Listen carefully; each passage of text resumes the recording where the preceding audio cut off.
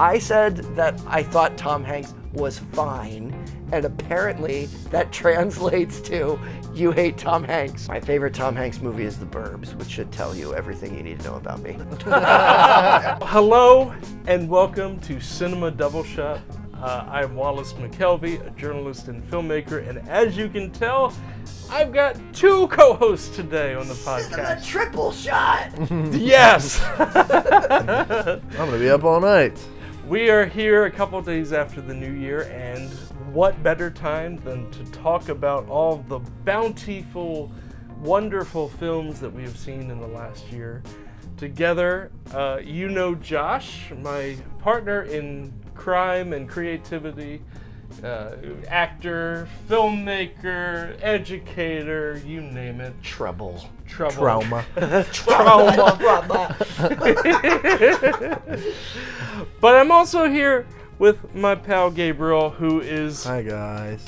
Gabriel is the manager of the Midtown Cinema, our local art house theater, bringing great movies to our shores, and much to my chagrin, getting to get sneak peeks of movies all the time. True. And also a filmmaker in his own right. Yeah. Did I miss anything? Do you want to say anything else about yourself? I think it feels nice to be known that way. No, I think that covers it. All right. Yeah. So, what do you think about the year 2025? Good question. What a year. 2025 was not my best work. You're the one we can blame. I'm sorry. I'm sorry. All the bad things that happened in 2025, you can blame on Gabriel. Yeah, I take full responsibility. I apologize. That's why I'm here. I wanted to make a public appearance. It's late Festivus. Yeah. For the rest of us. Yeah, it was a year of highs and lows for me, for sure. I had a serious relationship come to an end, but I also had my writer's block come to an end, and I was able to be creative in ways that I've been unable to for a couple years. I wrote and shot a short film for Cinespark this year, as did Josh. I have two other short films that are scripted and potentially ready to shoot whenever I get around to them. And I made some progress on a feature film that I'm writing as well.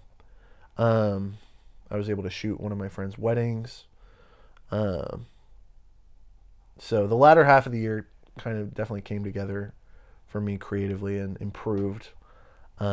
But it certainly took a kind of upheaval in my life to get there, as far as personally and obviously, our whole country. But yeah, it hasn't robbed me of my hope for a better new year. So I am optimistic, looking forward to 2026. Yeah.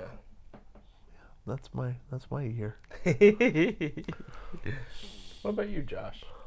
2025 was strange, to say the least, but I am very happy to be in the company of two other filmmakers. By the way, Gabe, your film was one of my favorites of this year. Thank you. Also, River City Stories, I am enjoying being a part of and seeing come to life, and I'm excited to see it come to life even further in 2026. So true. I got to, as Gabe mentioned, I actually got to make two short films this year. I was real excited. Both of them horror films, and one of the films is a film that I've just been dreaming about since I was a kid, and I just enjoyed goopy, bloody, awful mess. So that was fun. Got to do a couple of theater projects. I directed a show which may have taken a few years off of my life, but that's okay. And then I did Emmett Otter, as we talked about in the last podcast. And yeah, it was a good year for movies. Something John Carpenter has mentioned. because I'm going to always go back to the horror thing. But John Carpenter says, in times of trouble, we have the best horror movies, and which we will talk about later. I think we had some pretty damn good horror movies this year. That reminds me of one of my favorite movies, The Third Man, and the speech on the Ferris wheel where Orson Welles is like, well, look what happened in Switzerland. They had 600 years of peace, and what did they get for it? The cuckoo clock. Fair. So Fair. sometimes it takes a little upheaval in your life. For sure. I mean, no one wants it, and I'm not someone who ascribes to the idea that artists need to suffer for their art. That's just malarkey. Likewise. But sometimes you do need, the out of traumatic trauma. It's gonna get me every time. That's the word of the day. Every time we say trauma. This is a Jamie Lee Curtis impression. Trauma. But every time you say that, though, I think of Trauma and Lloyd Kaufman. Yeah. Anyway, sorry. Well, I mean, when you have a serial killer killing everyone, that's also trauma. Yeah, that is true. Traumatic. But yeah, sometimes you just good things can come out of pretty terrible things too. Absolutely. And I see this in my own life. Not going to go into specifics, but 2025 was interesting. 2025 is perhaps the busiest I've been. Well, I don't know. It's hard to tell. 2024 was pretty packed too, but my day job running a newspaper, which there's never any shortage of important stories in the world happening that I'm helping to kind of coach my reporters through, and writing editorials, setting the kind of the agenda for that day's coverage is a lot. It can definitely be a lot. The River City stories, which I've found I almost treat it like seasons now, where I'm filming almost all year long, but in kind of waves, and I tend to be at my most busiest between March and July, which I treat as the deadline, because that's when it needs to go to the Harrisburg Fringe Festival for the next screening. But now I can see the light at the end of the tunnel, and in 2026, at least the first feature-length version of River City will be done. I'm so close to it. Exciting. And I'm already lining up part 2, which will be a whole new separate storyline, feature-length. River City Stories Resurgence. River City 2, Electric Boogaloo. And I also, this year is also, I think the Offbeats, my musical improv team, we've really hit our stride in the last year, and I love, I'm just coming off of a performance this weekend with them, and fun, and we just fucking rock it every show, and I love it, and it's this creative outlet that is completely separate from anything else I do. The journalism and I don't think I even knew you did that. It's its own thing, and I get to act a fool, and I see the value in theater because of what I'm doing in improv, because it's these little discrete moments that you share on stage with people in front of a live audience, and then assuming, well, to be honest, some of my fellow performers record it because we send it out to festivals. But I never look at those recordings, so it's almost like once it's on stage, it's there, and then I never think about it again. It lives in your mind's eye, as Shakespeare would say. Yeah. And then, I think the ephemeral quality of live performance is something that I have come to appreciate more as someone who is very much geared towards recorded music, film over stage. I love being able to nail down every detail and have it set in stone. but learning to express yourself on stage, knowing that your performance is gone when you're done with it, is, I think, something I gained an appreciation for this year. So I'm glad it feels like it's kind you of have like too. you're communing with the audience. Yeah. And the rest of the world melts away for a moment. I think my heart and soul is I love being able to work on something and perfect it, and then it serves as like a time capsule. Like, it's hard for me to understand the amount of work that goes into a theatrical production that once it's there on stage, it's gone. Like, you can't ever revisit it. I love revisiting stuff, but I also see the value in that, because you have to live in the moment, and that moment that you communed with an audience, it's there, and then it's gone. Yeah. I stopped taking pictures at concerts this year. Yeah, I don't. Y'all do you, but the people who stand in a concert with their phone like this, recording the whole thing, you realize y'all are really annoying, right? No, just take a couple photos, because we all need proof that you saw Taylor Swift and you paid way too much money for it. But after you've taken your photo, you're never going to look at those videos again. Just put the phone away. Like 4th of July fireworks. You don't need those on your phone. No.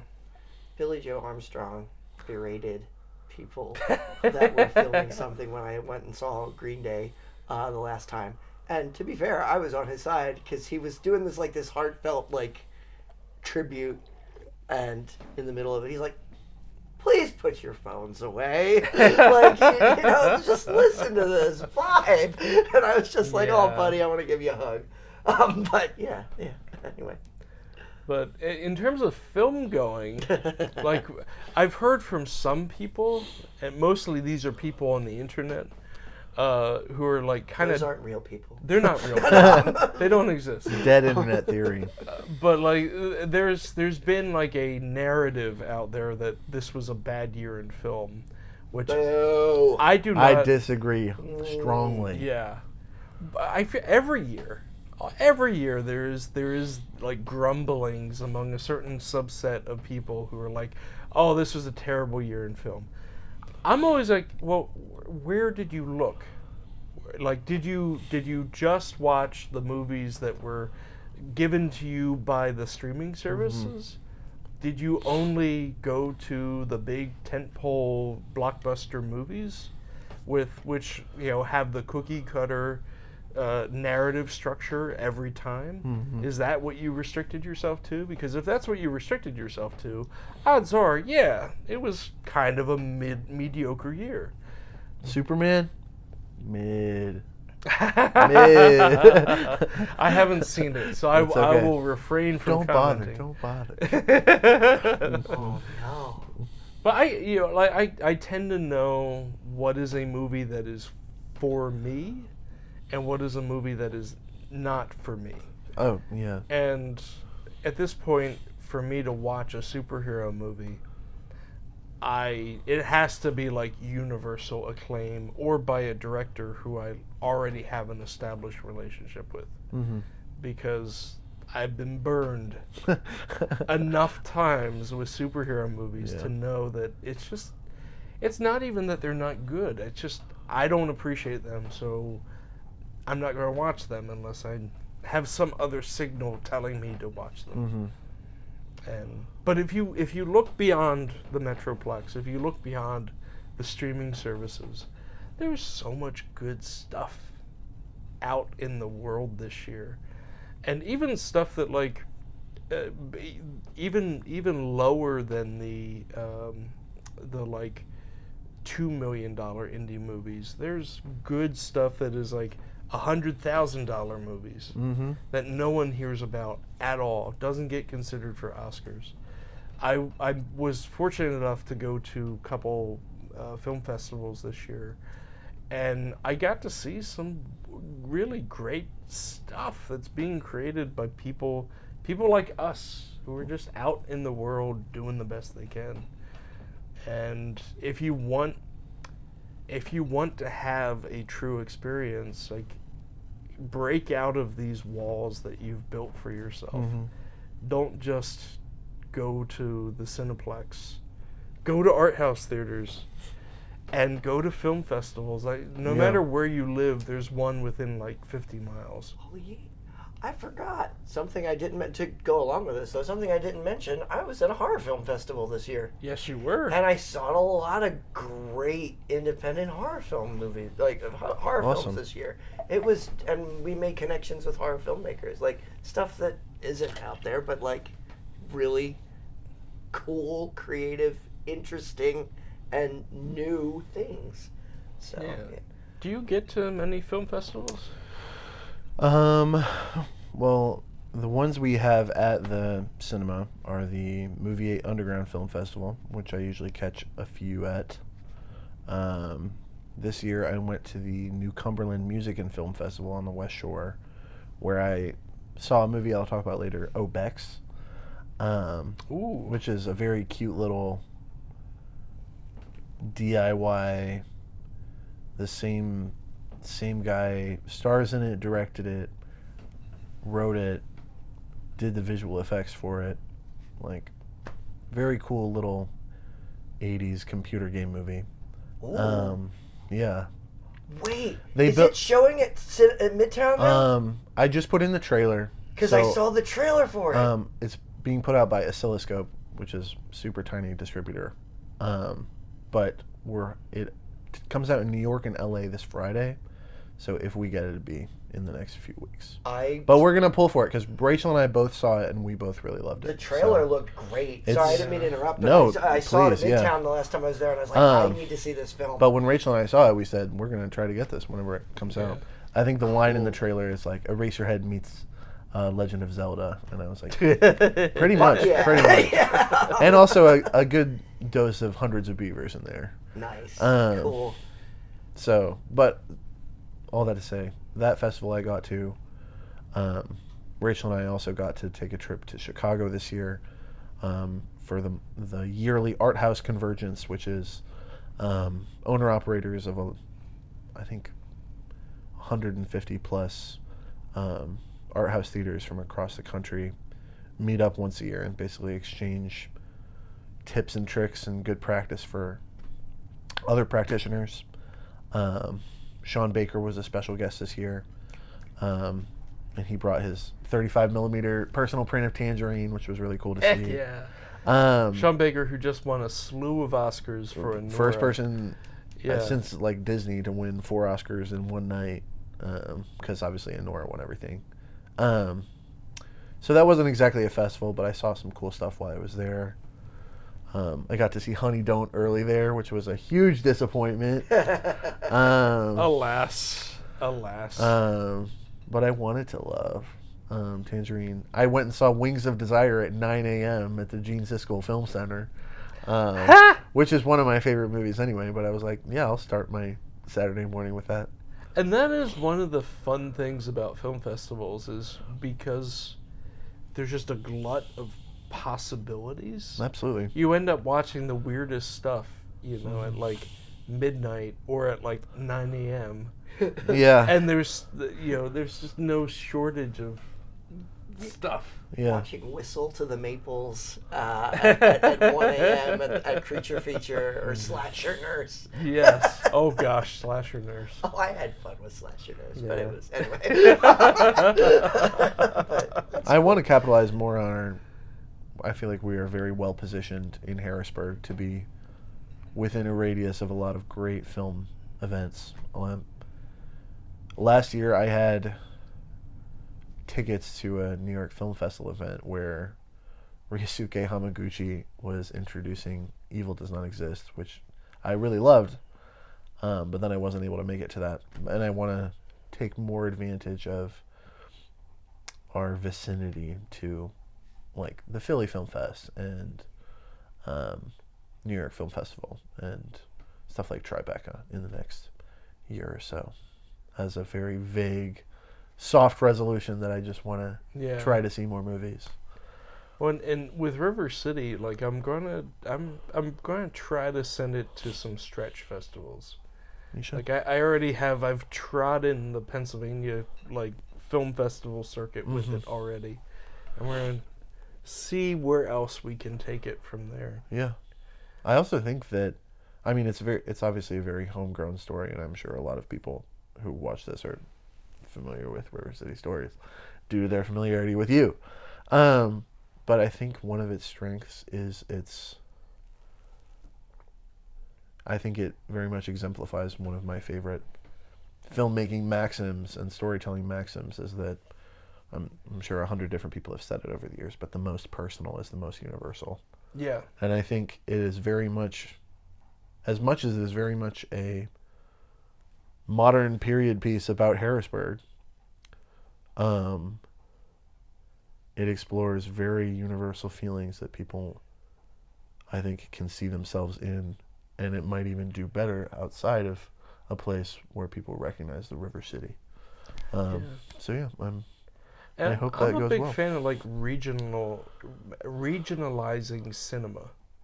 Like the regionalists in like fine art were the folks who came out of the 30s, 40s, 50s, who, you know, they were inspired by what was around them to create art that like was beautiful and was not at all what was being put in the galleries in New York at the time. Yeah. I think especially with the rise of AI and the kind of McDonald's-ification. I bless myself. But like a lot of Hollywood movies have gotten very staid and stale and like formulaic. You know, if you want to do adventurous cinema, like look to the bottom level. Look to see what's coming out of the true indie world. Not the indie movies that have $2 or $10 million budgets, but like the movies that are emerging out of these scenes. Yeah.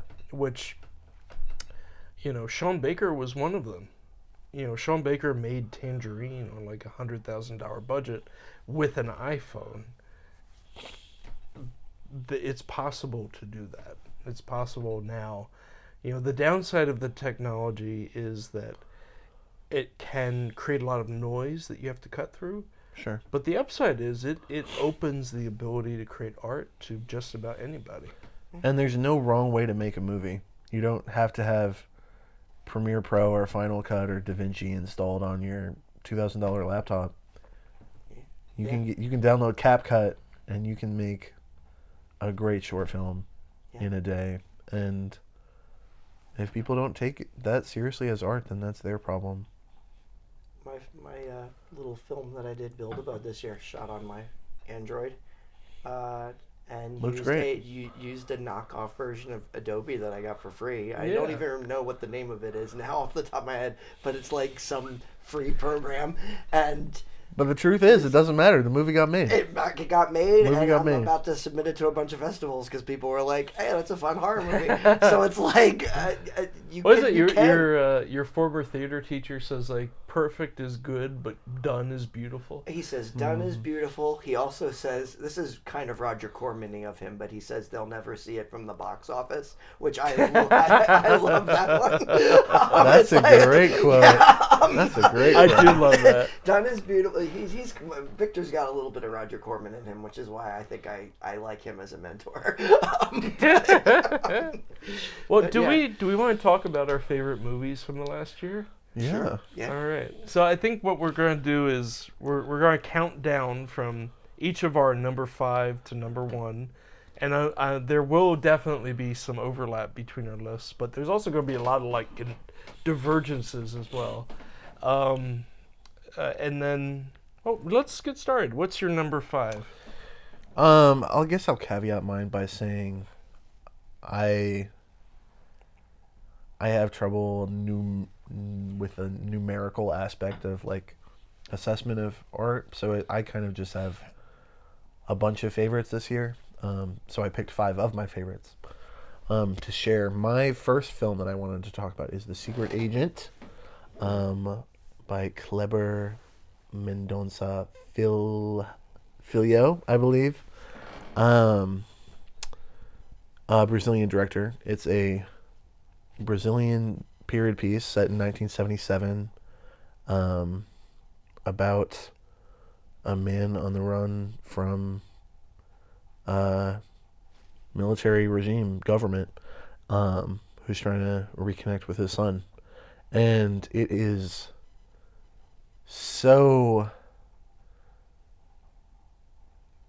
texturally, like you can smell the street vendors when you're watching this movie, because the production design is so beautiful. The lighting is so...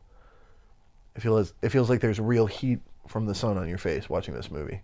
Wagner Moura stars in it, and he is excellent and so hot. He is so hot. It's distracting. I've seen the trailer, and he wears nothing. Shirt, that the blue linen shirt with just the thatch of chest hair. He's gorgeous. Which was one of my biggest takeaways from it, and I think the chest hair. Beautiful people make good cinema. Yes, I want to look at Wagner Moura for 2.5 hours.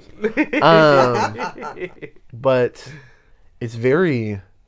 It kind of surprised me that I was making this connection, because it feels very Spielbergian in its scope and its camera work.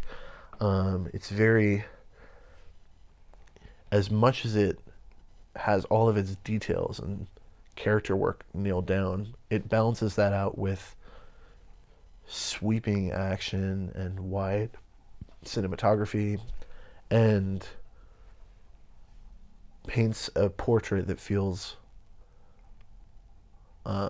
it's also shot in widescreen, so it feels like a big movie anyway, but it has these very big, like, crane setups for the cameras that feel very elegant, and like it is just as good as playing loud notes as it is quiet notes, with its characters and its cinematography. And I think it just kind of has everything I want from a movie in it. I really like the director's background with from a couple years ago. He's a Brazilian director. I think he was like a professor for a long time, and he didn't start making movies until he was 40, which is inspiration to us all. I'll add him to the list. Ridley Scott didn't make his first movie until 41. And his last movie was like I think I put it on my year-end like awards list for documentary, but his last movie was a documentary about, kind of inspired by the theater of his childhood. So I don't know if you've seen those movies. I have not, but check but now them I out. want to. Yeah, I mean, he's a great director. It sounds like this movie is like a big leap forward for him in terms of budget, in terms of like technical stuff in his movies. Alas, but it's not afraid to get weird too. There are some weird little side characters and some great character actors. Well, you will fucking love Bacurau. I will definitely check it out. There's a weird effing movie. We'll check it out. And alas, for me, it's going to be a 2026 movie, because you've been playing that trailer. I've been playing the trailer at the cinema, and for the record, Neon originally was going to release it at Thanksgiving, and then they pushed it back to December 12th. So I got a screener, so I watched it because I write the reviews for the Berg for Midtown. I got a screener and I watched it for the Berg and wrote my review, and the last line of my review is coming in December to Midtown Cinema. And Neon has kind of ghosted us a little bit. And they yanked it.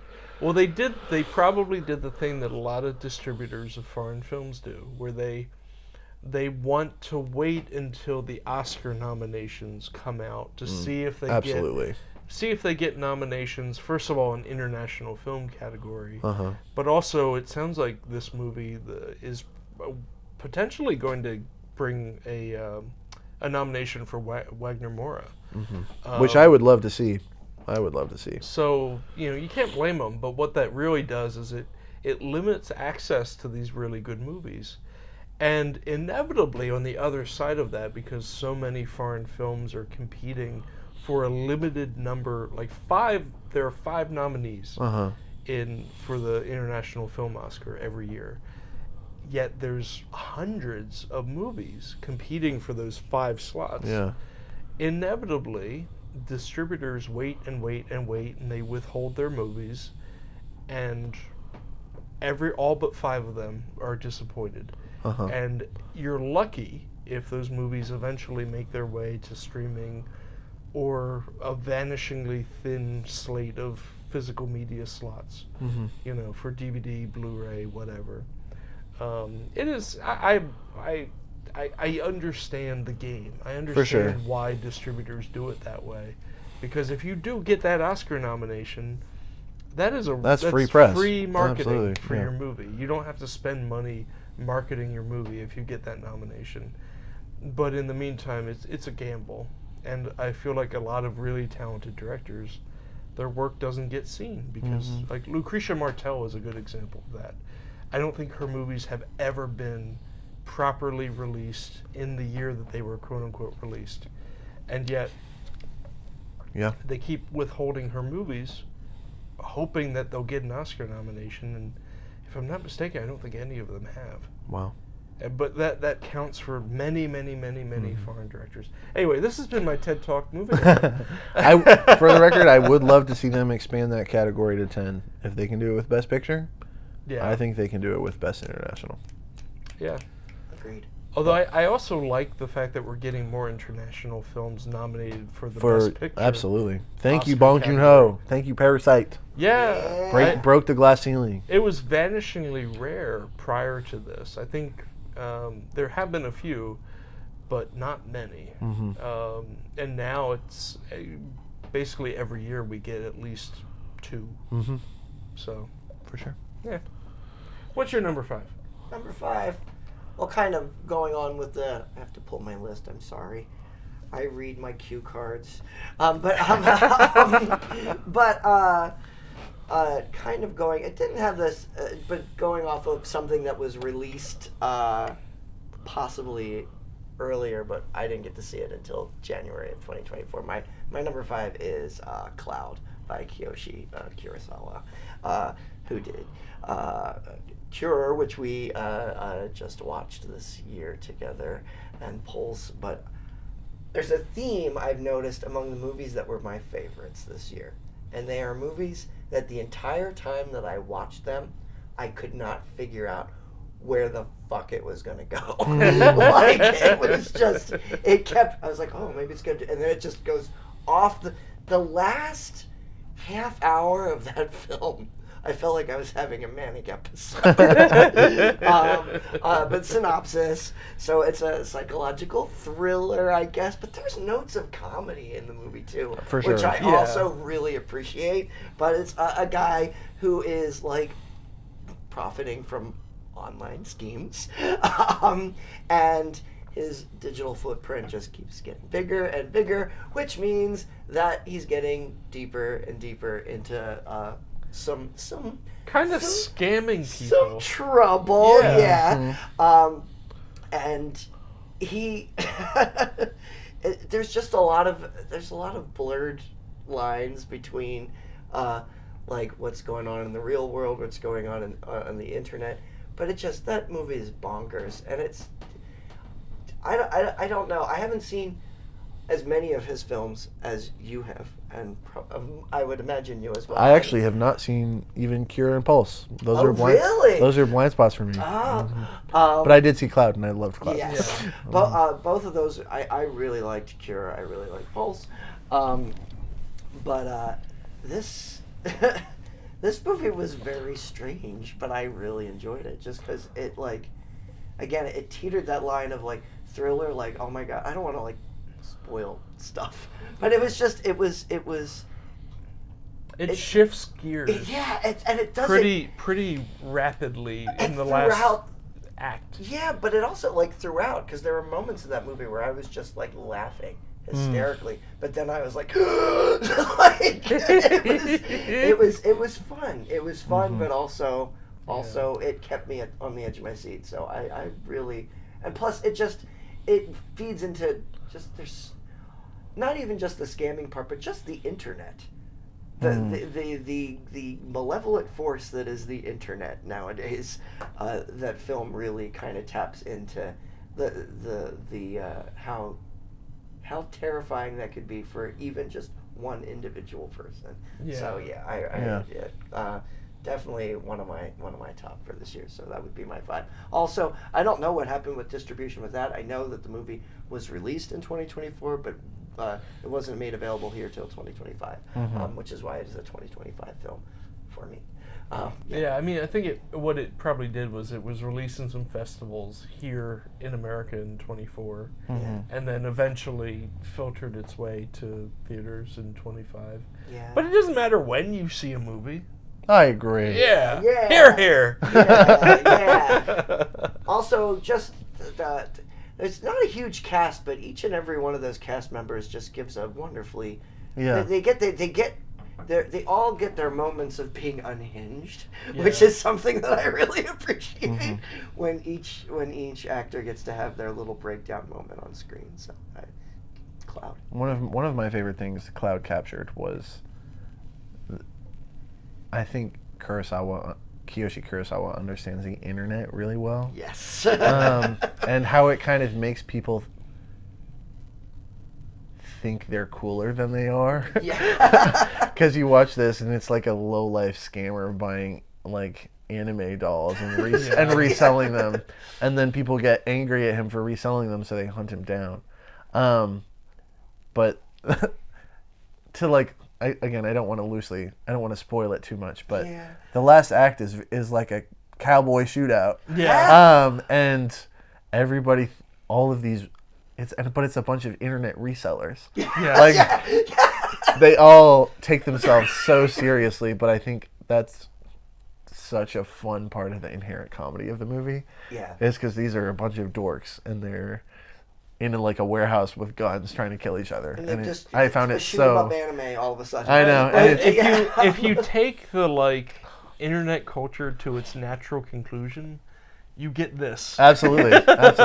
Which is also a common theme with many of the movies on my list for this year, by the way. I will leave it at that. Good teaser. Yeah.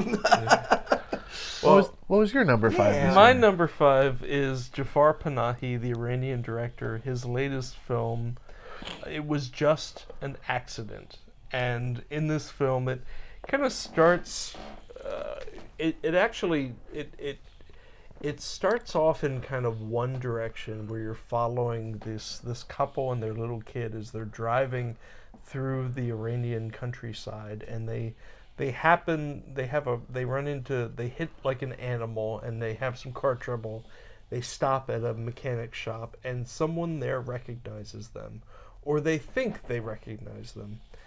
And then we kind of switch gears, and now we're following this person who is, he believes that he has encountered an enforcer for the fascist government there, who tortured him when he was in prison as a protester in some kind of, it's not quite all made clear, but he was part of the resistance, basically. And it is, for Panahi, who has made a bunch of really wonderful films, and has this fascinating backstory just himself as a kind of dissident who has... The director has been imprisoned. He famously was banned from making movies for a while, which led him to make a movie on his iPhone called This Is Not a Film, which is kind of perfect. I think I saw that one with you. This Is Not a Film? Yes. No, I think I showed you Taxi. Oh. Which is another of his movies, but it was shot really low budget, under the radar.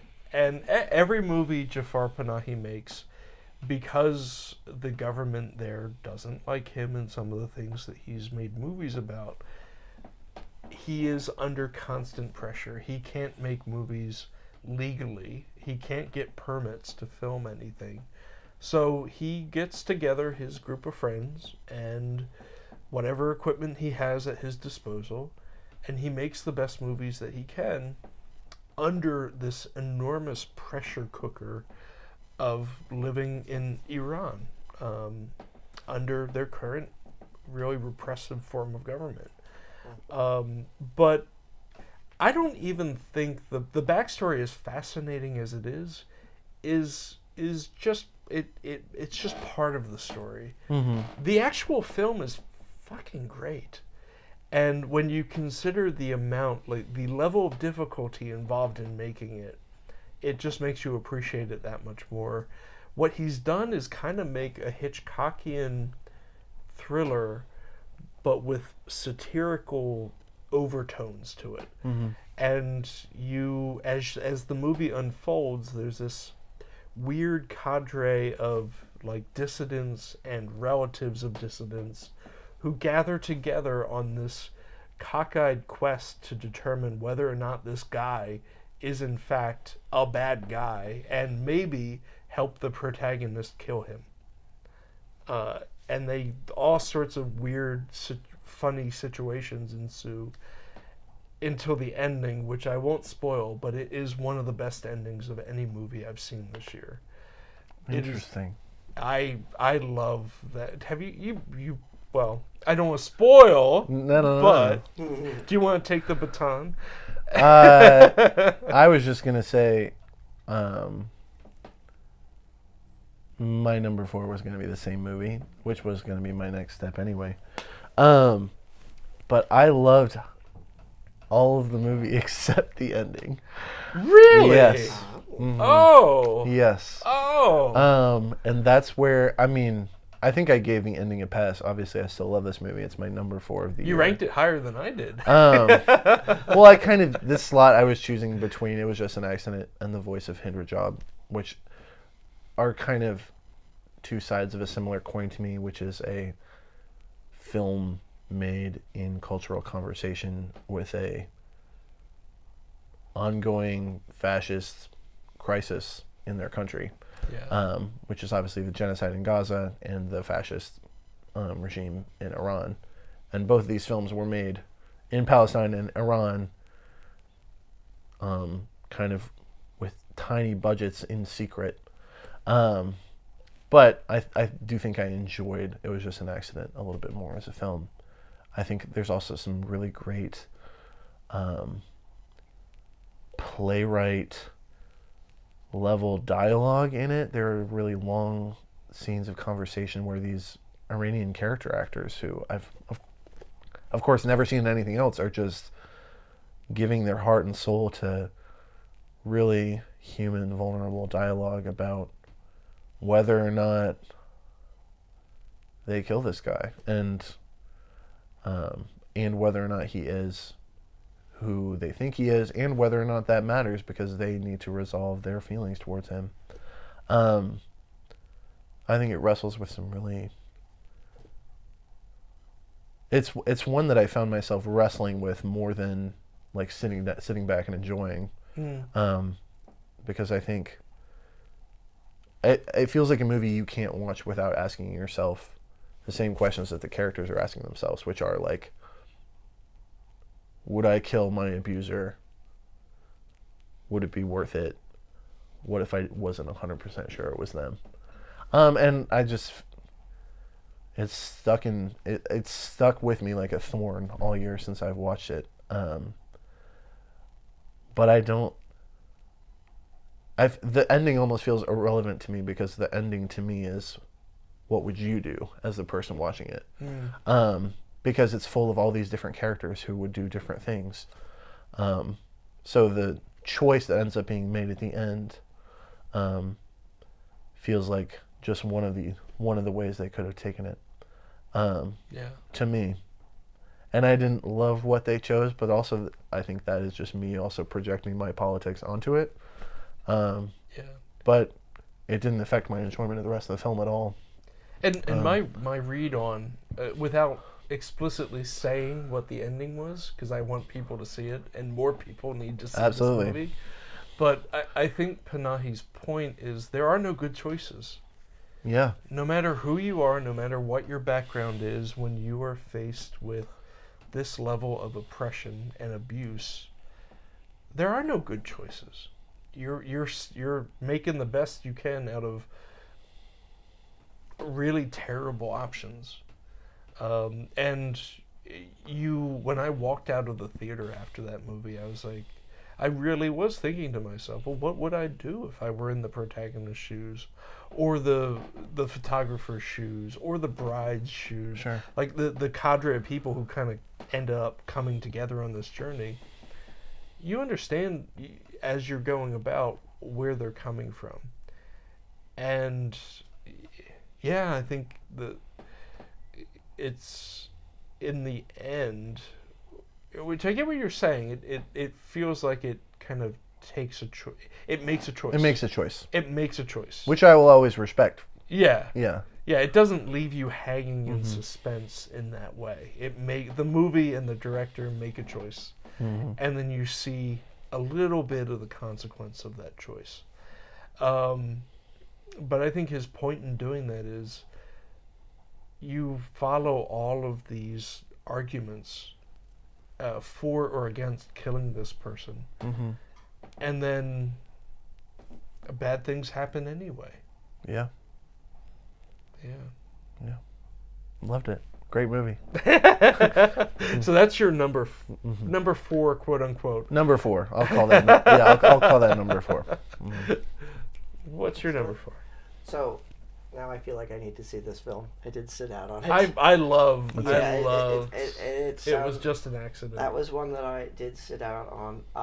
My 4th one, I just watched recently with you because I didn't get to see it in theaters when it was first out because I was knee deep in Emmett Otter.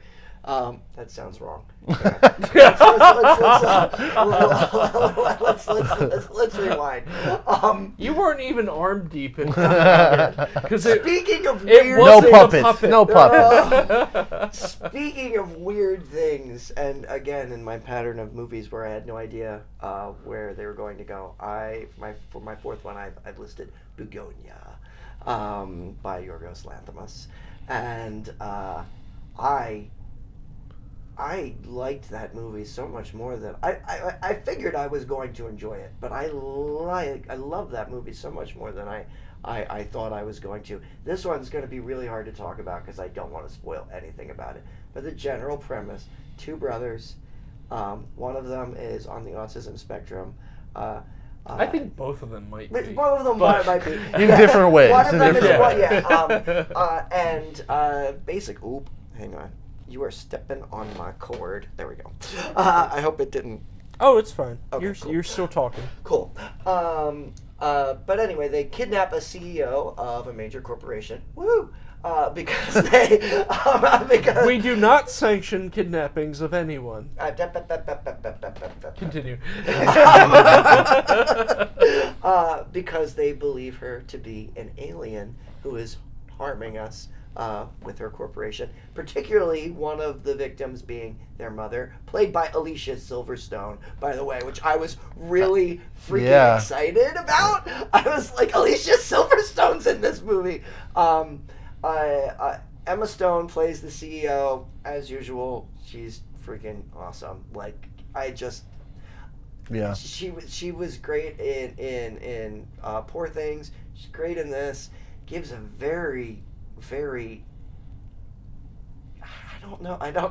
There's a word I was going to use, and I don't want to use it because I don't want to talk too much about it. But she's just so interesting. The choices that she makes with his character are so interesting. And I really love Jesse Plemons in it. And then I have to bring up this actor. I apologize. I don't have your name memorized, but I do have you in your notes. Aidan Delbus plays Teddy's brother, Don. And I think he's an incredible actor as well. I love. It's his only movie so far. I hope he gets more work. For sure. I love that they cast somebody on the spectrum for that part as an actor who is also on the spectrum. Somebody who has a brother who is a little. I don't know the proper terminology. I'm still learning about myself and other people. But as my brother is a little bit different functioning than me, but he loves acting.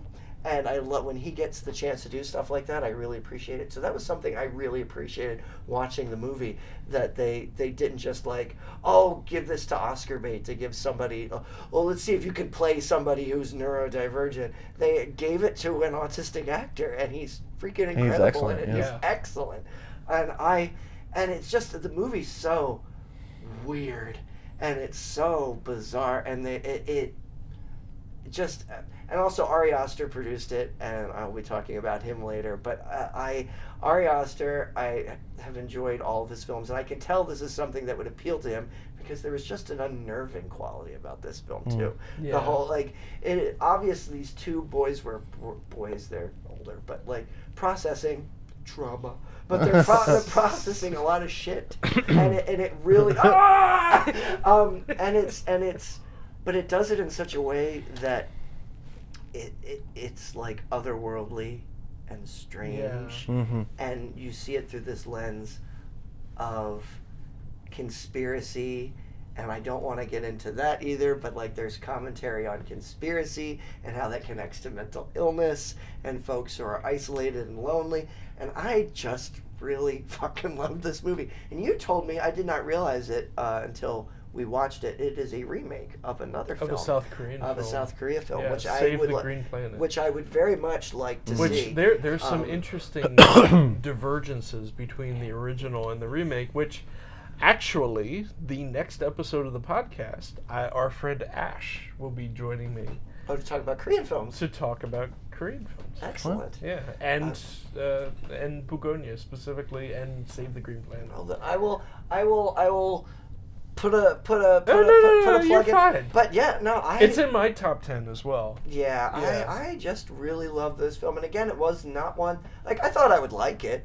But I was not expecting to be like the whole time. Again, movies that have kept my attention this year are ones where it starts to go one way, and I'm like, oh, this is interesting because it's dealing with conspiracy and all that shit that we have to see in the news right now. But then it's talking about real world things like one of the big focuses is us losing the honeybee population, which is like, involving like global issues, and then it like goes off somewhere else too, and I'm just like, Christ. And then I'm not going to say what happens about midway through the movie, but then there's something else that happens about midway through the movie, and I literally was just like, oh my God, no.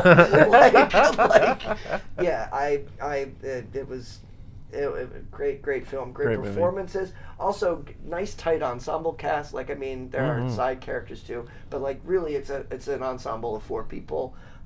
Each of them, even Alicia Silverstone, she's in the movie for like a sneeze, but like she's still great in it, playing very troubled mother. But yeah, so Begonia, great movie. Yeah. My number 4 is Kelly Reichardt's latest, The Mastermind. A really I love Kelly Reichardt because she is perpetually telling stories about fuck-ups. And this is perhaps her magnum opus of fuck-ups. It is... You don't quite realize how much of a loser the protagonist, played by Josh O'Connor, is at the beginning, because he's married in the suburbs, he's got 2 kids, he seems pretty normal, and then you realize, oh, he's planning a heist. Not a grandiose heist, a pretty low-level heist of a specific artist's work from a really tiny art museum that's part of like a college in a small New England college town. And he brings along his kids to scout out the location, and he's, it hits a lot of the familiar beats from any other heist movie, but fundamentally it's about these weird characters and their hang-ups. And then once you get past the where most heist movies end, this movie keeps going. You continue to see this character continue his life, his sad and slightly dangerous but ultimately stupid life, as he is making one bad decision after another. And the other thing I love about Kelly Reichardt is she never goes for the easy way out. She never leans too heavily into genre stereotypes. Like, she's aware of them, but ultimately she's following where her characters lead her.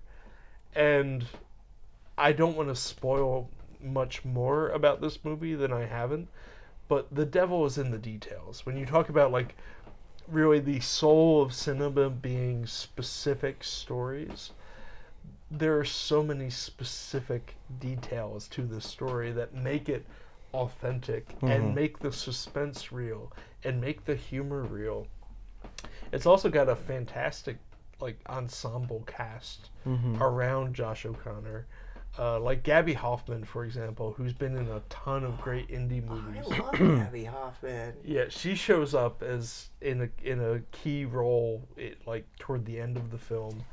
I love her in everything I see her in, and she's really wonderful as the wife of a colleague, maybe friend of the protagonist, who sees right through the character's BS in the best way possible. Yeah. Yeah, Mastermind is a masterful film. I liked it a lot too. I think it my walkaway feelings about it, where it feels like Inside Out heat, because it takes these very, like, cool. Sorry, I just processed that. It takes these very cool genre stereotypes and plot devices, and, like, this guy's getting all his friends, they're gonna do a heist, and it's he thinks he's Danny Ocean, he thinks he's George Clooney, he thinks he's Al Pacino, or whatever, and he's a loser. And you see it from, like, the perspective of his wife, who's like, you just messed up our whole family. Like, you have to leave now. You suck. And it felt like I wasn't all the way on its wavelength until the scene about halfway through, where Josh O'Connor is trying to stash the stuff he stole in, like, the attic of a barn. And he uses a ladder to climb up there, and he's just really struggling with it. And it turns into, like, a slapstick comedy bit for a couple minutes because he's really struggling with his ladder. And I was like, okay, I think I understand the movie now. That is the kind of thing that we all deal with. Absolutely. We've all, well, at least, maybe I'm only speaking for myself, but, like, I have definitely fallen off ladders. Right? Neil McCauley, Patrick De Niro, what am I on? Robert. I was like, wait a minute. Patrick, his long lost cousin. Robert De Niro has never fallen off a ladder, and this is what Kelly Reichardt brings to the table. Yes. So I love that one too. So you mentioned your number 3 already, which will be a 2026 movie for me because it ain't showing anywhere nearby. Yes. But talk to us a little bit about that movie. My number 3 on my list is Resurrection by Bi Gan. He's a Chinese filmmaker. I think this is his third feature, after one called Kylie Blues and one called Long Day's Journey into Night. Oh. He's kind of. Come out yet? It's on Criterion. Oh, sorry. Well, the other movies, not the other two are on Criterion this Yeah. month, and Resurrection is, of course, has its New York and LA shows and stuff. I'm trying to get it, but also gonna have a packed January, and plus it's going to be an uphill climb For to sure. get that movie, even at Midtown Cinema. It certainly it is I foresee if you get it, about eight. I will eight probably people will come see it. I will probably have the theater to myself for whatever screening I see. I think you're probably right. Sadly, much like Caught by the Tides. Yes, which was in my. I think that was my number 10 this year, which we're only doing top 5. But all that to say, Resurrection, very art house, very much a journey in segments, and I don't even think I picked up on everything he's trying to do. It's very like, it's an anthology film told in 5 or 6 parts, and each part follows the same 2 actors playing different characters in each part. And each segment is focused on a different sense, like sight, sound, hearing, taste, smell. But also each one is shot and told in the style of a different era of 20th century filmmaking. It's very This sounds like a senior thesis film. A little bit. I think that's where it falters, and that's where a lot of criticism for it that I understand has originated. Because it starts off and it does this very Murnau, Nosferatu, German expressionist gothic horror segment that I love. And by the end you have there's a 45-minute oneer that is straight out of a Gia Zhenke movie or a Wong Kar-wai movie.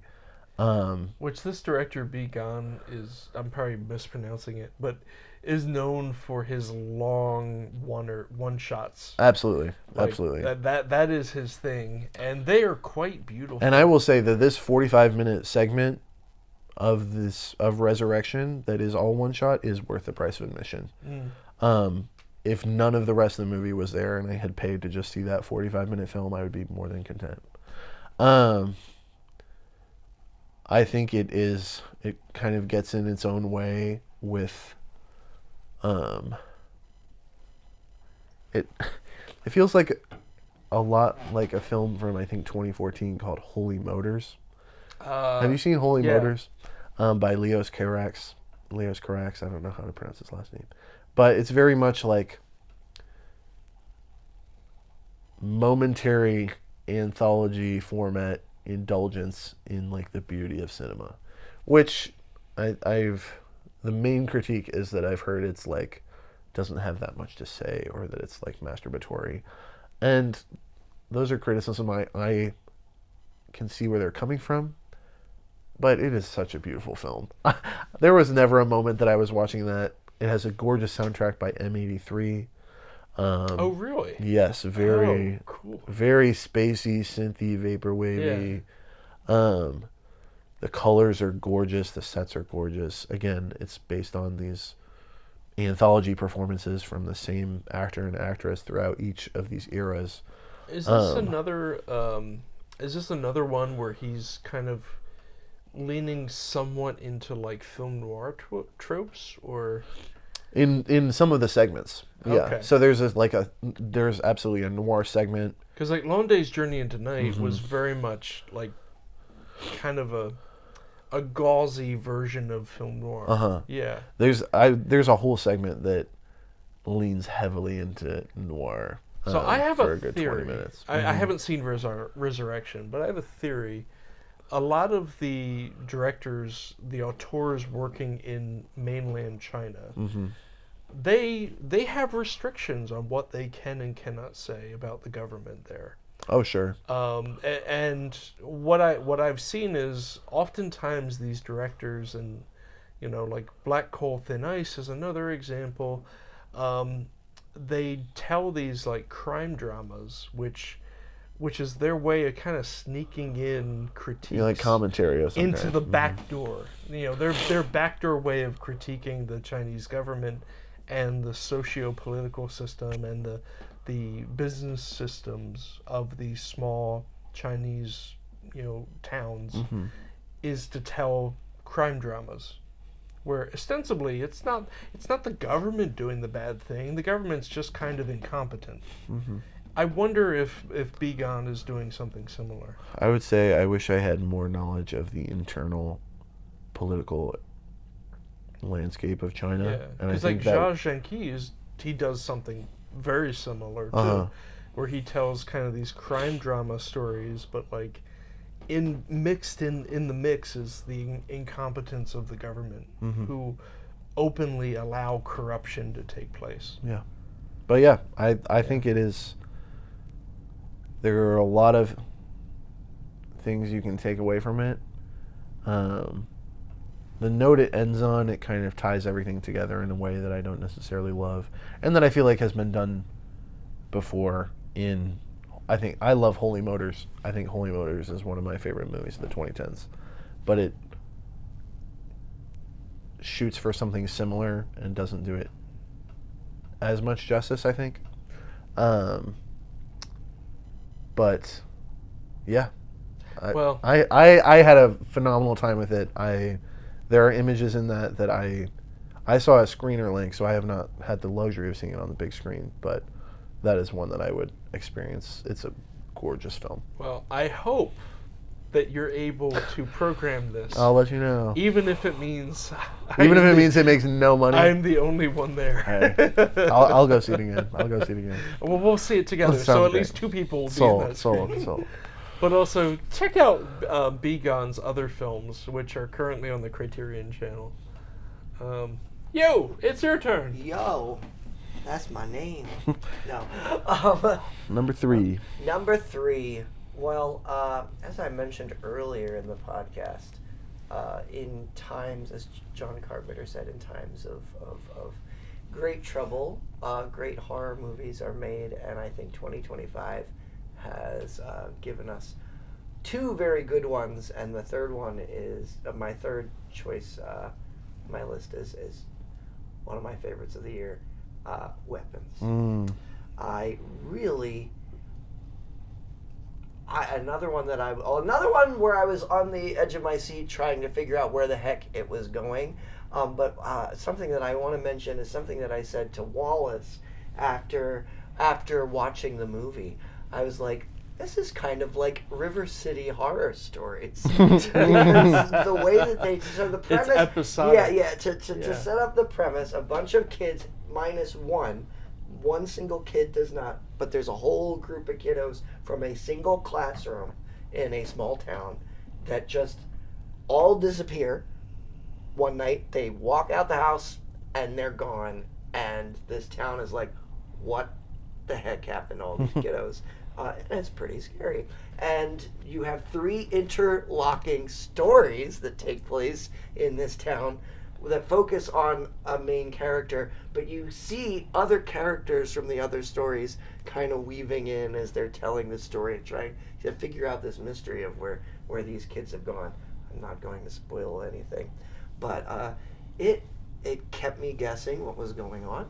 I thought it was adequately horrific, and it has one of the best horror performances, I think, in the last decade, given by not so much underrated anymore, but underrated character actress Miss Amy Madigan, who is an absolute hoot and is terrifying. She is simultaneously so scary and so funny at the same time. It is a great performance by her. I'm not going to spoil again. I'm talking about ones I don't want to spoil. Amy Madigan might be my favorite supporting actor. She just won the Critics' Choice Award last night. She just won the Critics' Choice Award, and she's fantastic. She's like on par with like Toni Collette in Hereditary. Well, she's and there's almost like I'm pretty sure the director Zach Kreger is probably intentionally channeling a little bit of Bette Davis energy. Oh yeah, well with the out like crazy kind of clown makeup. Yeah, Bette Davis. She gave me Ruth Gordon in Rosemary's Babies vibes. Like there was just she's continuing this long tradition of supporting horror characters that are fascinating. And steal the show. Absolutely. The other actors are great too. What is it? Josh Brolin's in that movie. Yeah. Julia Gardner. Who else?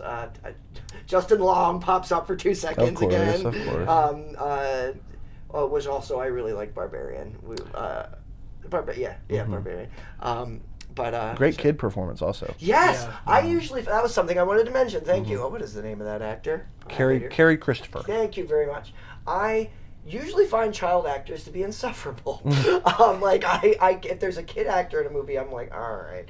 And this kid was so great. It's been a good year for child performances. Yeah, child performances and horror. I will say the one thing about the movie that I was like, meh, but like it still didn't knock it down like out of my top 5, was that I felt that the ending went someplace that I have seen before. I'm not going to say the word of the day. It seemed kind of like I was like, oh, so that's where it's going. They made it interesting enough. Like Longlegs did something very similar, and I won't get into spoiling. and I didn't like long legs. But at least Weapons made the ending interesting, and also it's hella gory, which is something that I always look for in a film. Yeah. One side note before I move on, I have to, just a little tiny thing. I feel like a bad horror fan because I didn't realize, I learned, like, recently after seeing Weapons, that I actually have met and had a beer with Zach Kreger, director of both Weapons and Barbarian, because I didn't realize he was part of Whitest Kids You Know. And the comedy troupe from YouTube. Yeah, they're from YouTube. They came to my college several years ago, and a friend of mine was like a huge fan of their comedy troupe, but she was sick and couldn't make it to the show. And my brother was like, "Oh, well, they're just hanging out at the pub, like, in the college. Do you just want to go over and, like, see if they would sign something for her?" And I was like, "Sure." And I walked up to the bar. They signed a napkin for her, and we had a beer. And I was like, and then later down the line, I was like, "Wait, he directed Weapons." I had a beer with the guy who directed Weapons. That's kind of cool. Awesome. But, yeah, definitely, I had so much fun. I sadly didn't get to see that at Midtown this year. But fun little fact, I did run into. We all saw were in it. the same screening. So that was kinda cool. I told them to get it the first weekend, and then David, an unnamed individual said, "No, we won't see that. We won't get that here." I know who And this then unnamed individual is, but yes, anyway. And then so I went and paid money to see it, and I ran into you guys there. Yeah. And then we got it the next week, of Yes. course. I was gonna say, I'm sure unnamed individual was kicking themselves a little bit. They were. Yes. Alrighty. But Weapons. Yeah. Check it out, and also Amy Madigan. I hope she gets nominated for an Oscar because she's gonna. I think she has a Yeah. somewhat dark horse. I could see her winning the Yeah. Oscar. That'd be cool. I know It people would were be a pushing bit for of a Toni dark Collette, horse. though. I know for Hereditary. Yeah. But yeah. Well, What was your number 3? my number 3, another horror movie, and honestly, it's been talked to death, so I'm willing to like give a quick synopsis and keep moving. But Sinners. Sinners. What a picture. Ryan Coogler's horror film about vampires descending on a Mississippi Delta town, and basically trapping the protagonists, two twin brothers, both of them played by Michael B. Jordan magnificently, in this kind of roadside bar that they've created, and it's a great movie. It just is. It's an entertaining, old-fashioned horror movie that in some ways reminds me in bits and pieces of you mentioned before about kind of Steven Spielberg. It reminds me of kind of an old-fashioned adventure movie in some ways. And it's got a great cast. It's got great music. It looks beautiful. It's just a good time at the movies, and we need more of those. It's also a very rare original story, although it's based on real things. At least kind of real culture in the Delta in the 20th century. Yeah. But an original story not based on existing IP that was a big blockbuster. I'm there for it, 100%. It was a good year for original IP. Also, Weapons. Yeah. Original similarly. story, original blockbuster. Warner Brothers put that out. Yeah. Yeah, put them both out. Yeah, Warner Brothers put both of them out, which we'll see what happens if Warner becomes Netflix. Well, hopefully they keep greenlighting movies like Sinners and Weapons. yeah. Hopefully they don't learn the wrong lessons. Yeah. Yeah. Jumping on really quick, I will say we're having one of those moments where there's some crossover, but that's Uh-oh. okay. I don't have to talk about it again. I will tell you, Sinners is my number 1 film of the year. Why is it your number 1 film? Well, I've already talked this to death in our vampire episode, so again, I don't feel like we have to. But to me, it's just the perfect vampire movie. It is one of the best vampire movies of all time. Not just I know that's a big thing to say, but like it is a perfect vampire movie because vampire movies aren't about vampires. Yeah. It is about what's going on. to these poor people that are living, with this curse. And it's always about outcasts. It's always about folks who either deal with it in a light way, deal with it in a scary way. My favorite movies, Fright Night, Lost Boys, they all take a social issue and attach vampirism to it. And I think Sinners not only does that, but it also it transcends the vampire genre. Very much so. So it is. That's all. That's all I'm gonna. Like I said, we talked about it in the vampire episode. Check it out if you haven't seen it, or listen to it. But I love horror movies. Best horror movie of the year. One of the best vampire movies I've ever seen. Sinners is my top film. Also, again, superbly acted, superbly directed, looks wonderful, and has a fucking cool soundtrack. So. Oh yeah. Yeah. I think one of my favorite things about Sinners was I won't say trauma, but I think this cycle that it establishes, approaches and is in conversation with vampirism and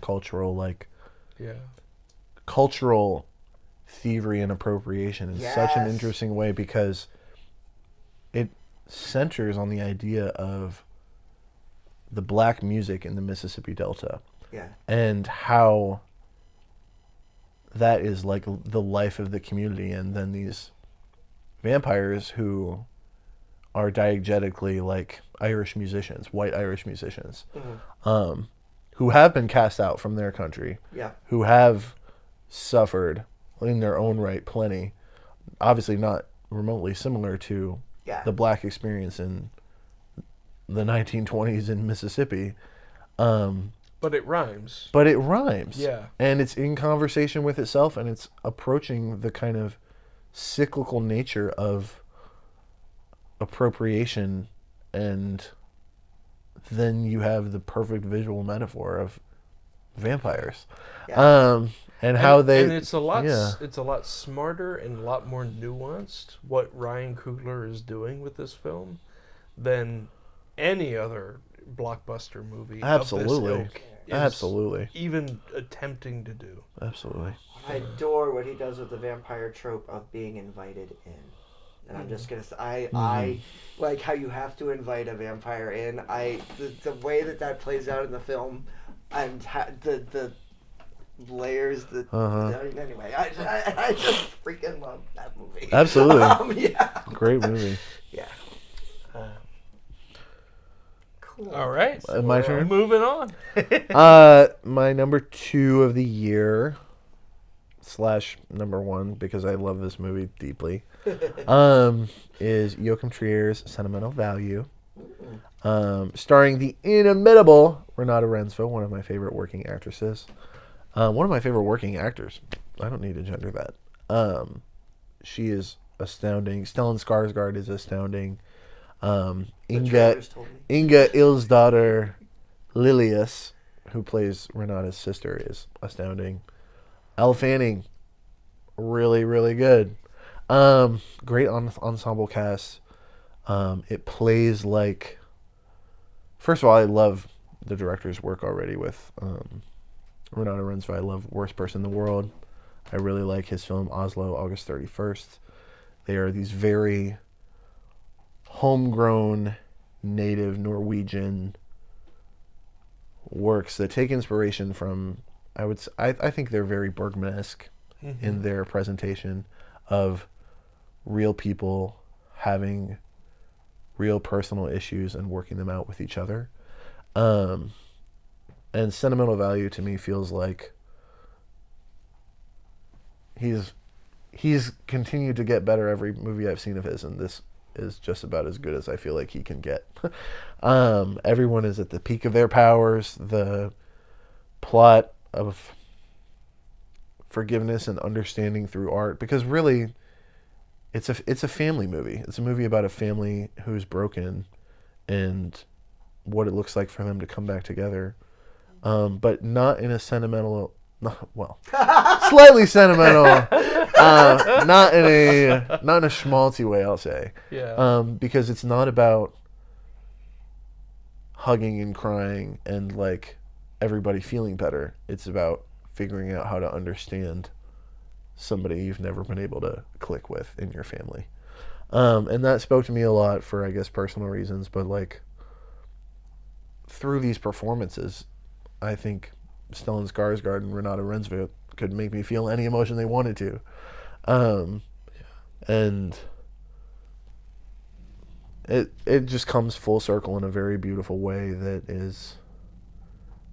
reminded me what I want to do with art. Like it reminds you what the best art can do, and it makes you understand somebody who you hadn't been able to understand up until that point.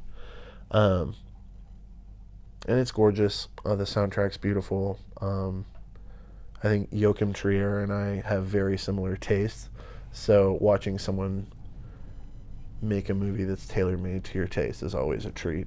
But yeah, great movie, and I watched it 2 nights in a row.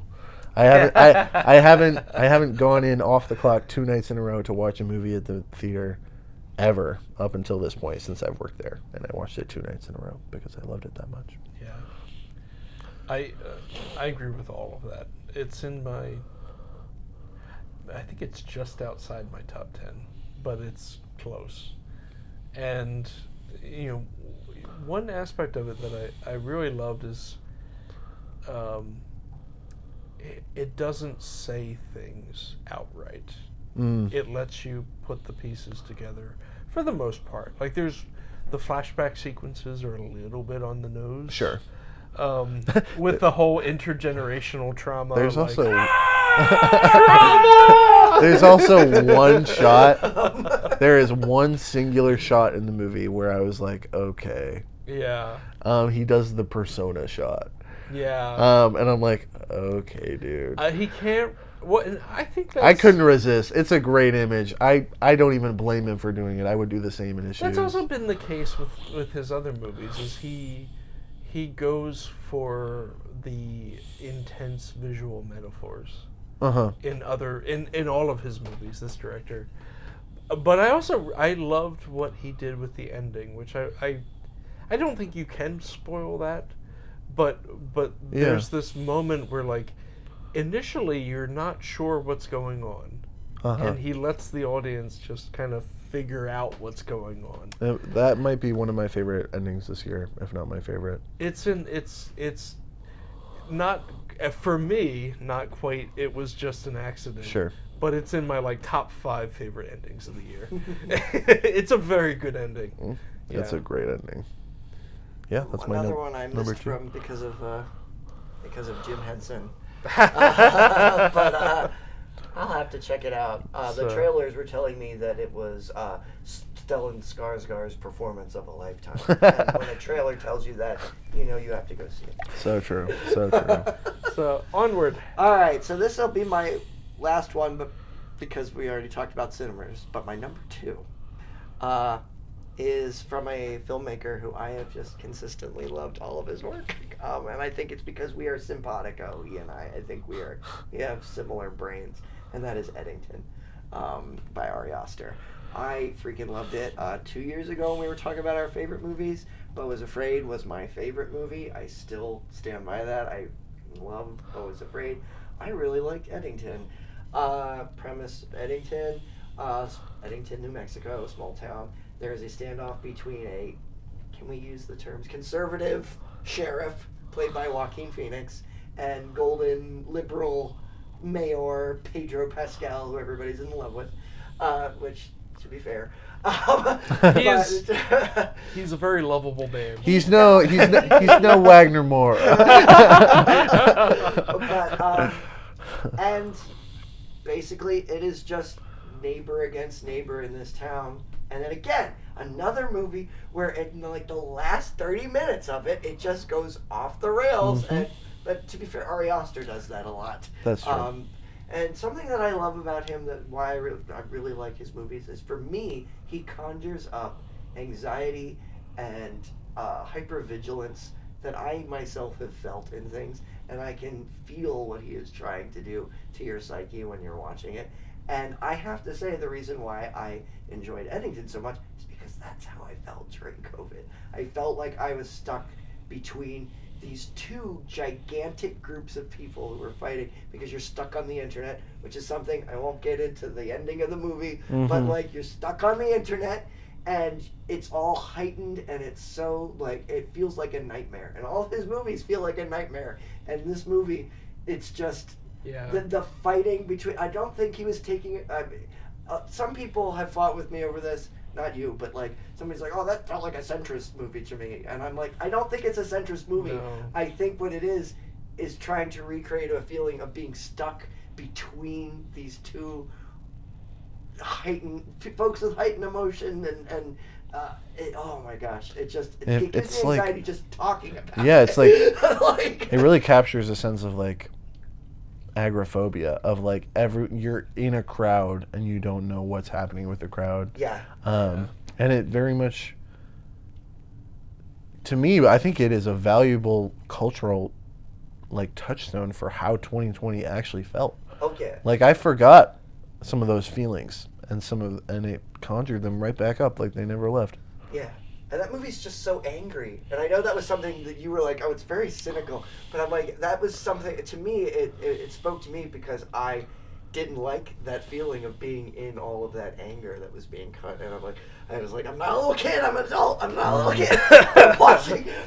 Watching Eddington, I went back to that place. So maybe I'm just a glutton for punishment. But like, because I felt similarly when I saw similarly, at the end when I was done seeing Beau is Afraid, I sat in the theater and I was just silent. Like silent. You, me, Matt, we were just like, I don't know what to say. And that's how I felt after I saw Eddington. I was just like, oh, I need to go home. And yeah, consistently, I have loved all of his films because it taps into that drama of just like things and does it so well. Like he is able. Some of these trauma-themed horror films, I won't throw my arms up, like, it's like, again, it's like on the nose, or it's like, like, I'm just like, okay, it's about, I made a whole movie this year of making fun of it, of making fun of that trope about making horror films about trauma. But something that I love that Ari Aster does, I think, is he doesn't really make a movie about trauma, he makes you feel it. Like he puts you in the middle of it and you're just like, holy shit. So yeah, number 2, Eddington. I had a great and horrible time watching that movie. And Joaquin Phoenix again was fantastic. Pedro Pascal was wonderful. Great ensemble. Emma Stone's in that movie.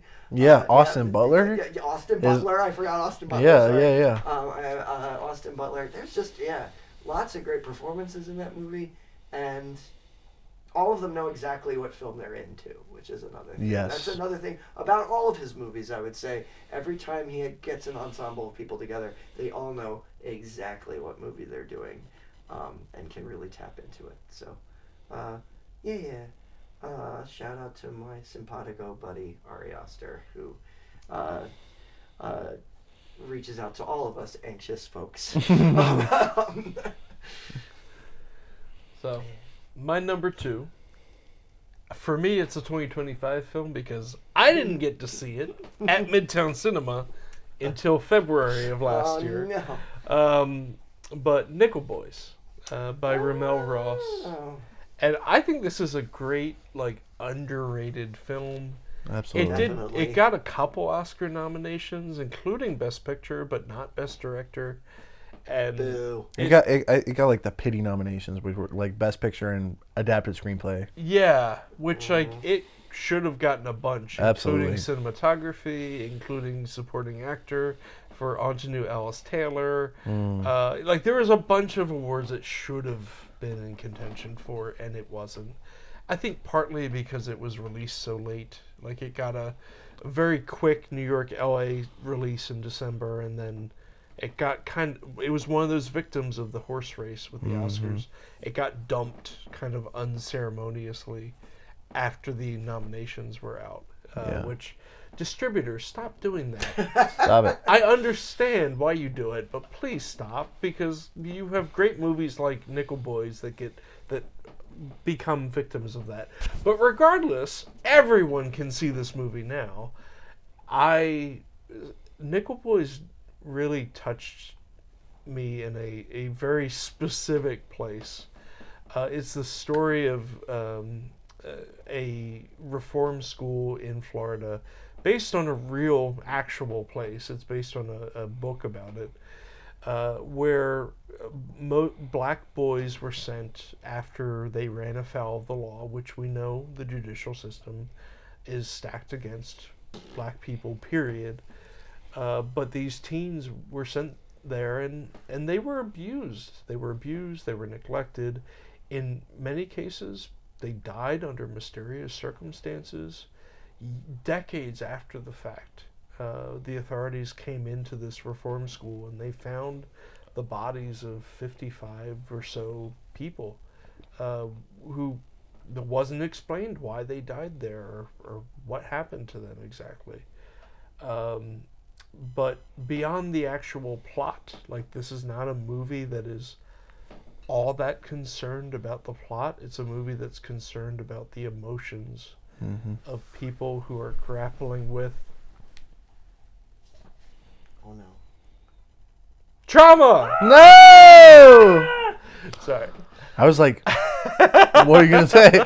I got scared. I didn't even pick up on it. I was like, what? But it does Ramel Ross does a wonderful job in collaboration with his cinematographer Jomo Frey of kind of putting you for a long period of time inside the heads of these characters. And Literally. Yeah. Like, Yeah. it's kind of first person for a long stretch of it. Which is really freaking cool too. And there's a purpose to it. And when it finally dawns on you what has happened, it is all the more affecting for it. I don't think it's.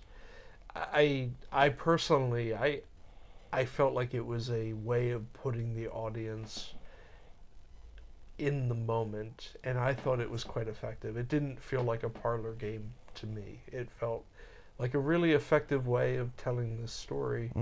That is, there was a way of telling the story that would have been a Hallmark movie of the week.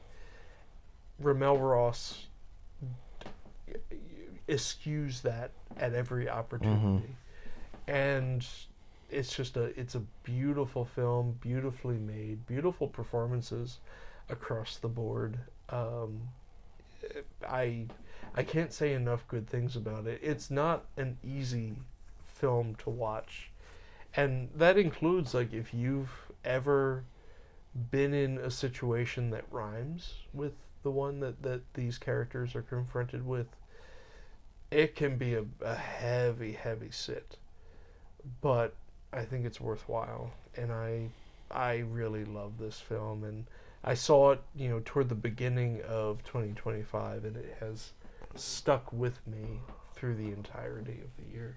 I remember crying at the end of that film. Yeah. Oh, yeah. I mean, I was going to say I don't do that often, but that's not true. I cry quite a bit, but not when I'm at the movie theater. So, like, I remember it really affecting me, too. Yeah. And I think just the fact that the emotions are so resonant that the director and cinematographer invent a whole new cinematic language to tell it. Yeah. I've never seen a movie in my life that looks like Nickel Boys. Yeah. And I'm surprised we haven't seen more since, because I think it is brilliant. I think in the hands of a lesser filmmaker, it would absolutely come off gimmicky and insincere, but it is so masterfully executed, with love and respect and sincerity and honor for these boys, of whom it's telling the stories of their lives and deaths.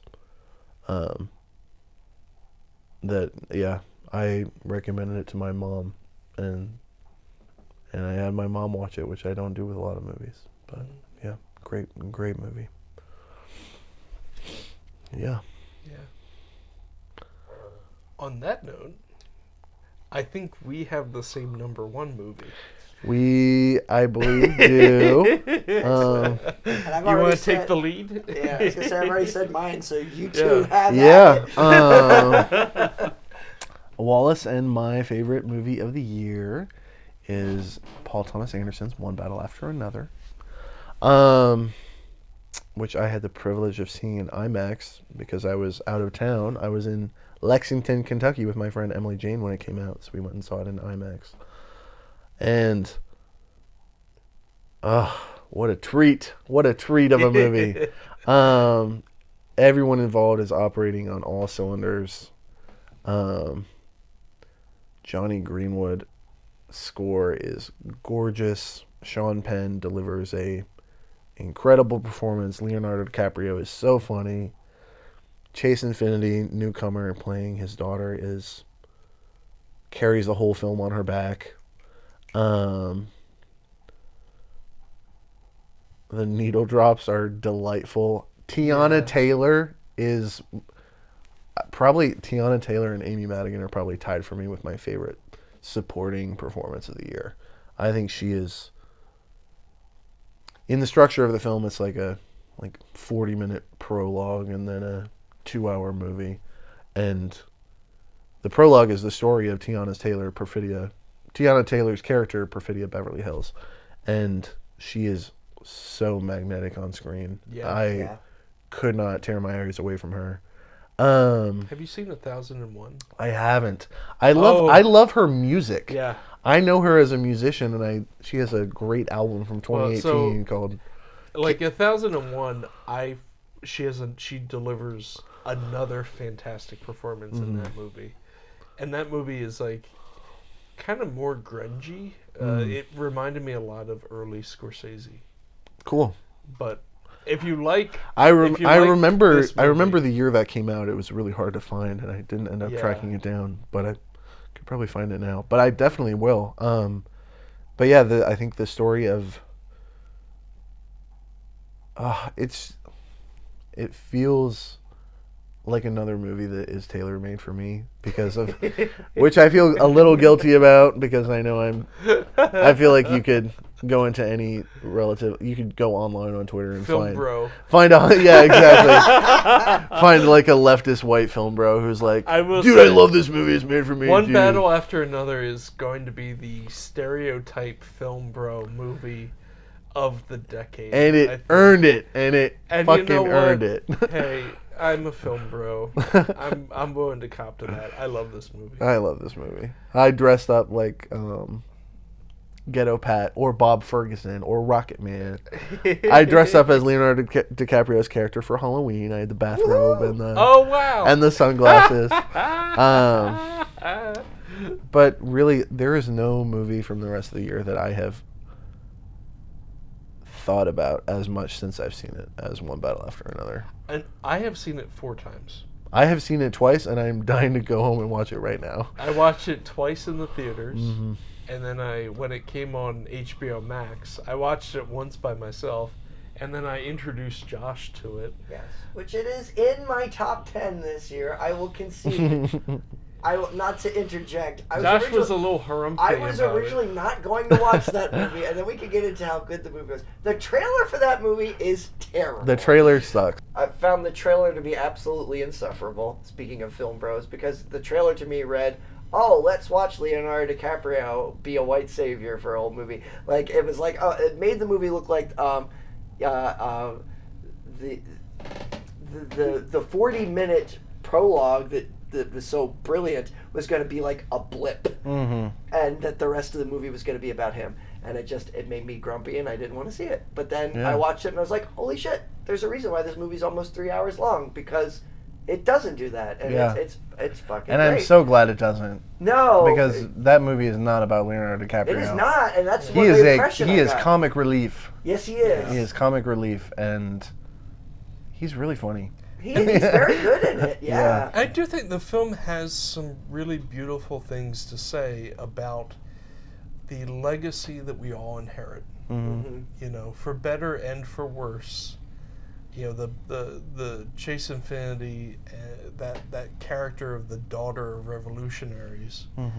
you know, she has to deal with some fucked up shit because of the things that the things that are out there in the world, but then the things that also that she's inherited from her parents, and her. Is he a parent? I think he is. I think he is. Yeah. I think that's part of the Yeah. thesis of the movie is that you don't choose your parents. Yeah. Yeah. And you don't choose the situation that you find yourself in sometimes. You make No, the you best don't. that you can of Absolutely. a bad situation. Yeah. Yeah. In many ways, it's like the action movie version of Sentimental Value. Maybe that's why I love them so much. Sentimental Value, but it has a car chase in it. Yeah, and Yes, that car please. chase Yes, is please. incredible. It ranks among the best of them. It ranks with like Steven Spielberg's Duel for me. French Connection. Yeah. To Live and Die in L.A. Yeah. Like, Bullet. that is a blind spot I'm going to check off this year. Yes. I haven't seen Bullet. You have to see Bullet. But I was just, I walked out of that theater with the biggest grin on my face. Yeah. That I think something I've discovered this year is I think the end credit needle drop is so important in a movie, and I think it's like what punctuation you choose to end the sentence of your film. And One Battle After Another ends with this, I mean, it's American Girl by Tom Petty, and it's like you see Leonardo DiCaprio and Chase Infinity kind of finally have this relationship of father and daughter that they've been trying to figure out the whole movie. And it's hopeful about the future of America, and it ties the future of America into the future of their relationship as father and daughter, and almost makes it more important than what's going on in the rest of the world. And I think it feels like a dad movie. I'm just not a dad yet. Like, and as someone who I feel like, I mean, this is whatever, but like, as someone who's kind of always felt like a future girl dad, like it felt like future girl dad cinema. Yeah. Yeah. Yeah. And the whole. I promise I like it, not just because it's a film, but a movie. I have my reasons. And we need a jolt of optimism right now. Absolutely. We need to be reminded that whatever the headline of the day is, that is in the here and now. And yes, you should be worried about it, but we need to be looking past it. We need to be looking out to the middle distance and what we want the world to look like. Mm-hmm. Love your kids. Yeah. Let your kids live. Love your family. Yeah. And do good things. Do the right thing on behalf of what you believe in. Yeah. And Yeah. it is an uphill fight. There's one battle after another. But from someone who loves art house fare, there's so many heavy movies out there. There's so many discouraging movies and things that have these big heavy theses about how the world will never be the same and things like that. But it was so refreshing to have an optimistic ending from such a intense and really dark movie. Mm-hmm. The movie has like unchecked military fascist rule, and like a cabal of white supremacist guys who like their entire thesis is to get rid of lunatics, haters, and punk trash. Yeah. And you walk out of the movie theater feeling like the good guys won. I saw a very interesting comparison. It's like somebody called it Star Wars: A New Hope for 2025. Yeah. And it has very much that Yeah. a similar structure of, revolutionaries fighting a fascist regime and finding hope in the unlikely and the little guy winning and family getting the last say at the end of the day. And I thought that was really beautiful. How many movies did you see last year? Do you have a tally? I did. I saw 215 total, and I saw 60 2025 movies. So, more than a quarter of the movies I saw were brand new, which is easier because of my job. To just, I have a very good reason to pop into a theater and watch a new movie every day, which is a privilege, and I am aware of that. That's why I started working there. I saw more movies than you did. Wow. So I saw. Yeah, it was a late year. A lot of them were shorts, and also, I had River City Stories in 2 different film festivals. Mm-hmm. And when you're in a film festival, it's like you steamroll through as much as you can. Yeah. But I think I saw 415ish, and about somewhere between a quarter and a half of them were new. Wow. Or like new-ish. Yeah. That's pretty awesome. So. That's pretty awesome. With that said, what are some of our... Rattle off some movies that we didn't get to that we also love. 28 years later.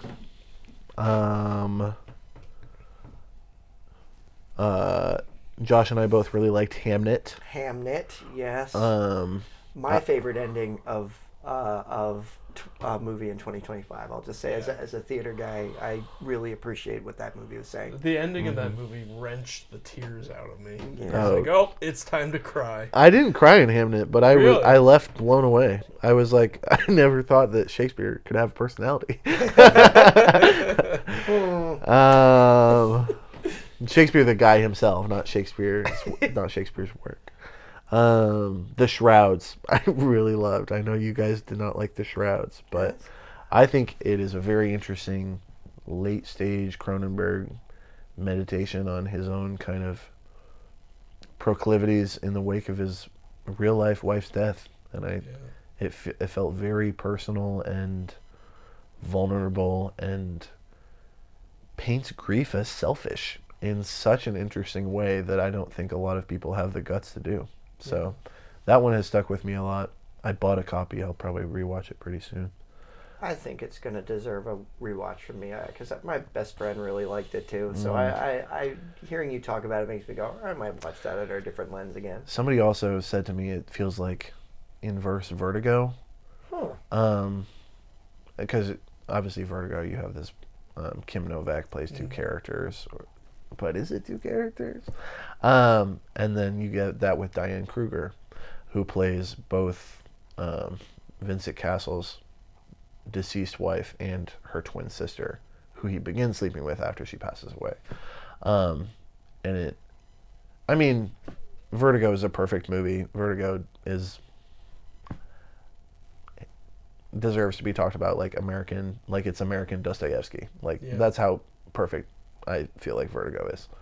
But I think using that trope of projecting 2 different feelings onto identical women is like a perfect storytelling device. And I think it's used to a very interesting potential in The Shrouds. So I guess that would make Shrouds 28 years later, and I guess Hamnet. And then I saw this tiny little indie film that I loved called Obex. Ooh, yes. Yes, which I will just say, check that out. It's very, very DIY. Should be coming to Midtown. Should be coming to Midtown Cinema in January if I can help it. Yeah. If the Lord's willing and the creek don't rise. What about you? Hamnet, like I said, like Gabe said, I love the ending of that. It really appealed to me as not just a Shakespearean actor, but who's interested in the life of Shakespeare, but also acting and how theater can help you process things. And I'll just leave it at that. I really liked the movie Good Boy, directed by Ben Leonberg. Has the best animal performance I have ever seen in a film. He's such a good boy. The best boy. He's the best boy. But also superbly creepy. Like it was actually a very, very good horror film. A lot of these are going to be horror films. I'm sorry. I have The Monkey, which I know Gabe was not a fan of. I just thought it was fun and silly, and I love Oz Perkins. Weird one for me is Silent Night, Deadly Night, the remake of it by Mike P. Nelson. Does something very interesting and subverts the original, particularly the problematic stuff about the original, while still keeping it the same story, which Nice. I really liked. And I'm going to use this. We always do this in the podcast. I'm going to take a moment to give a shout out to something that that is related to me. If you haven't seen it, check out the 10-hour-long documentary In Search of Darkness, 1990 to 1999. Not only is it a great documentary that covers the history of horror in the 90s, but yours truly is also in it. So only for like 30 seconds. But I'm very proud that I'm in that film, and I also I love it. It's a great complete history of 90s horror documentary styles. Yeah. Well, and it is really difficult for me to like narrow down to 5. Oh, likewise. We Or have 5. 3. I only did 3. Or 3 honorable mentions, but 3 that I'm going to name right off the bat. First off, Marty Supreme, Josh Safdie's latest film. He's separated from his brother. I don't know if they're going to get back together and do more movies together, but this one is like, I loved it. It was great. It's just outside my top 5, and the way I like to think about it, Marty Supreme is the protagonist of this movie is like the protagonist of Uncut Gems' dad. Like, they're cut from very similar cloths, these two protagonists. And both of them are dealing with, long-running themes in American life and, people who are striving for something greater and doing pretty terrible self-destructive things in the process. But no trauma. I mean, there's a little trauma. No! I'll be and there's like a bunch of scenes that I fucking love in this movie, and a bunch of scenes that had me like, like when the tub falls through the floor. I now, that is something I worry about in my own house. This is a house from 1900. But anyway. Kevin O'Leary. Hell of a Kevin O'Leary performance. Right? In that one. Fabulous casting in that movie. Great ensemble. I want to give a shout out to a lesser known movie called Sorry Baby by Eva Victor, which deals with trauma. It does. But in a way that is very, it felt very real to me. And very, like, not dour, at least not all the time. It deals with some heavy stuff, but it deals with it with humor and grace, and like you understand where that character is coming from and why she does what she does. And she very much feels like a real person. Yeah. I really appreciated how much it felt like this is someone I know. Yeah. And it's just a beautiful film. Absolutely. A really beautiful, small-scale film. And the last one I want to give another shout-out to is On Becoming a Guinea Fowl by Rengano Nyoni, who I haven't seen this director's last film, I Am Not a Witch, but I will be seeing it soon, because I think it's on Criterion Channel right now. But this is another film about trauma. It is. But it's really good. It's really good. And grappling with like fucked up family dynamics and the uncle that no one will stand up to, and all the fallout that happens in the wake of that person and their toxic behavior. But it's also funny, and it's also surreal, and it has another great ending among the great endings of this year. All is well that ends well. Speaking of endings, Transition. I want to thank both of you for hopping on and talking about movies and geeking out together. Any final thoughts or anything you're looking forward to in the new year? Off the top of my head, I felt at the start of 2025, I was kind of like, nothing's really coming out this year, I guess. And then it proved me wrong, and I couldn't be happier that it did. I kind of feel the same way about this year. There's a couple things coming out that I'm excited for. The next 28 Years Later movie comes out like next week, so I'm going to go see that. And I'm really excited about the new Alejandro Iñárritu movie starring Tom Cruise. It's called Digger, and that's out like in September. But I really liked Birdman and Bardo and his last couple movies, and I love Tom Cruise, so I'm excited for that one. Iñárritu has kind of gotten some flack in everybody hates him now. I don't get it. Mainstream film culture that I don't understand. I don't get it. I don't get it. Did you watch Bardo? I didn't love Bardo, to be honest with you. It felt like a step down.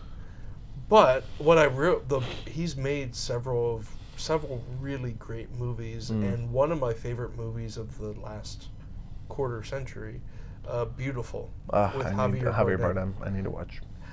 That movie made me ugly cry in the theater because it hit me right in the feels. I love Beautiful. If he made crap for the rest of his career, which he hasn't, he will always get a pass from me for making Beautiful. Nice.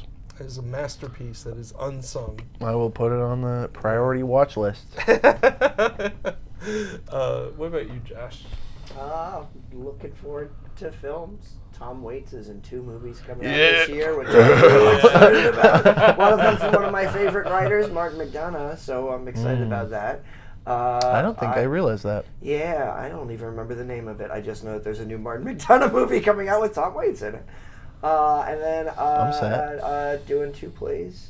One's a musical, Jesus Christ Superstar, and then doing Boys in the Band. Have 2 filmmaking projects for me included, but 3 if you count helping you working on River City. But I've got a sci-fi thing I'm working on, and then a thing for Fringe. Nice. Yeah, I'm excited to see. That's awesome. We're having our resurgence after. We're like, we made it through 2025. We can kick ass in 2026. Yeah. Josh and I did our annual tradition of like mapping out the year and kind of figuring out what our priorities are and what we want to pour our energy into. I should do that. It's a good exercise. It sounds, yeah. What we do is we take Post-it notes and both of us write down our most important things, and then we figure out, well, what do we have time for? What can we be doing? And I'm really I'm excited to see where River City Stories, my feature film project, goes from here, because there's still some work to do on it, but I can see the end. Yeah. It'll be coming this year. But we've also got lots of other fun things to do, and community. A real sense of community here. For sure. And we're all getting through it, one battle after another. Yeah, and I guess in the vein of the optimistic endings that we have been talking about, I'm looking forward to 2026. There's been kind of some shakeups in the management at the cinema that I think are like an obstacle and a opportunity of real potential for, I think, things to really improve and have more freedom with programming and stuff like that. And that's something that I look forward to my job kind of evolving into more and more creative direction and programming focus, stuff like that. And this year I would love to finish a draft of my feature, and I have 2 shorts that are pretty much ready to shoot, so I would love to do those, maybe do another Cinespark. Just keep those muscles developing and make art this year. Yeah. Well, thank you for joining us and sharing our nerdery. Yeah, of course. Thanks for having me, guys. And on Cinema Triple Shot. Triple Shot! Woo! We're going to be up all night. I think I made that joke at the start. Yeah. In the meantime, everyone, stay safe and be kind to each other. Watch good movies. Watch good movies. Or bad 400 movies. of them. Oh. We'll check. We'll count. Trash is still worthy. Yeah, life In short. the words- Go see a fucked up movie. In the words of Werner Herzog, The poet must not avert his eyes. Indeed. I like that. Thank you, Werner Herzog. Thanks for watching. But trauma. Trauma. Ah.